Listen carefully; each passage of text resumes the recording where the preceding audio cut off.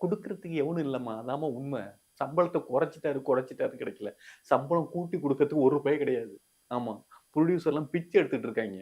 உங்களுக்கு வந்து புரொடியூசர் கவுன்சில்னு இருக்கு தெரியுமா? ம். அ அதுல வந்து மாசம் ஆனா புரொடியூசர்னா காசு தானே வச்சிருப்பான். காசு வச்சு மிகப்பெரிய பணக்காரனா தானே இருக்கணும். மாசம் ஆனா உதவித்தொகைன்னு சொல்லி ரூ. 1500 குடுத்துட்டு இருக்கானுங்க. அந்த புரொடியூசர்ங்கள்ட்டயே அப்படின்னு. அப்ப அந்த உதவித்தொகை வாங்குறதுக்குன்னு ஒரு குரூப் ஆஃப் புரொடியூசர் இருக்காங்க. அப்ப அவங்கலாம் புரொடியூசரா? புரியுதுங்களா? பிச்சை எடுக்காத குறையா புரொடியூசருங்க இருந்துகிட்டு இருக்காய்ங்க. அப்படி இருக்கிற சூழல்ல எப்படி சம்பளம் குடுப்பாய்ங்க? நல்லா ஒண்ணு தெரிஞ்சுக்கங்க. ஒரு ஹீரோவுக்கு சம்பளம் குடுக்குறவன் யாரு? புரொடியூசர் தானே? ம். வேலை பார்க்குற அத்தனை டெக்னீஷியனுக்கு சம்பளம் குடுக்குறது யாரு? புரொடியூசர் தானே? ஆமா. எங்கேயாவது புரொடியூசர் ஃபெராரி கார் வச்சிருக்கான்?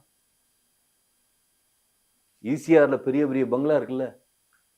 அந்த நடிகை பங்களா, அந்த நடிகர் பங்களா, அந்த தொழிலதிபர் பங்களா அப்படின்னு ஒவ்வொரு பங்களாவையும் காட்ட முடியும். இது புரொடியூசர் பங்களான்னு ஏதாவது ஒரு பங்களா காட்டுங்க.